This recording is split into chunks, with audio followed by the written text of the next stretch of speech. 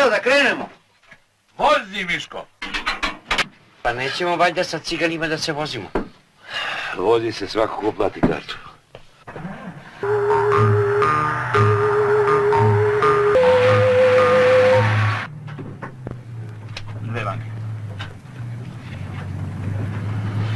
Dve banke.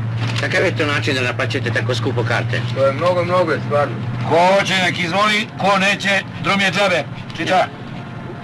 Čiča. Nemoj da me udaraš. Zove vas kondukter. A ti imaš kartu? Kakvu kartu? Avionsku. To nije smešno, znaš? Pusti lebi. Ko to tamo peva, bre? Suzu koju. Čuješ li ti mene, bre?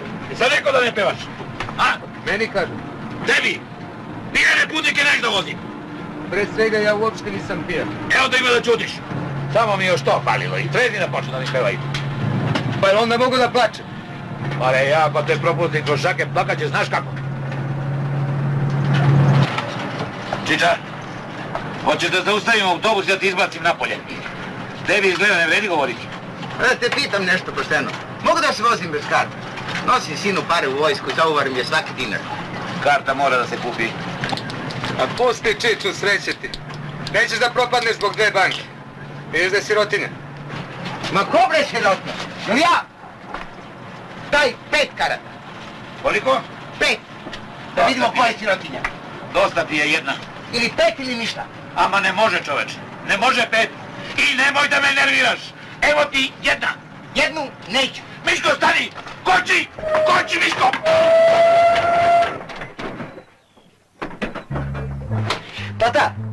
Tata je svidio kako koči, skoro u mjestu. Odlično, sine. Odlično, samo drugi put malo lakše. Tičića, napolje! Odmah napolje! Ti ćeš mene živce da kidaš, posle da pričaš kako ti naplaćujem 5 karata. Napolje! Napolje, čuješ?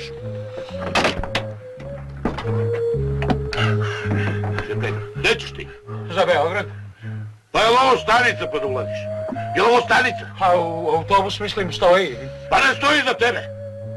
Stanica je 200 metara niže. Aj sad lepo siđi i trči. Možda ćeš nas istići. Ali gospodine... Silazi, bre. Sad treba neko da me vidi da primam putnike van stanice pa da me prijavi. Silazi, bre. Silazi. Aj, trči. Propisi su propisi.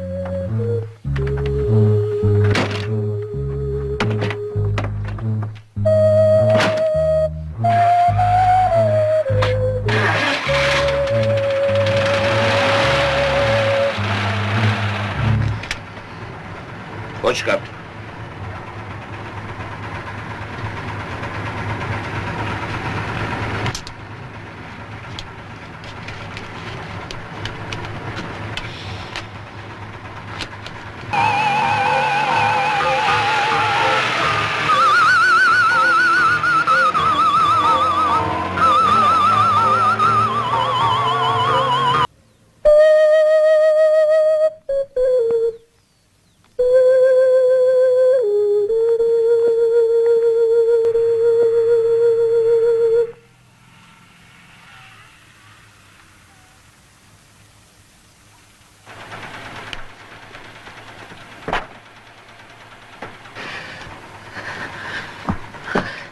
Sve za Beograd.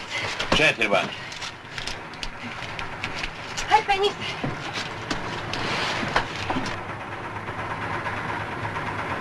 Dozvolite da vam ustupim nešto. Nije trebalo. Izvolite. Ali... Hajde, sedi tamo. Drži.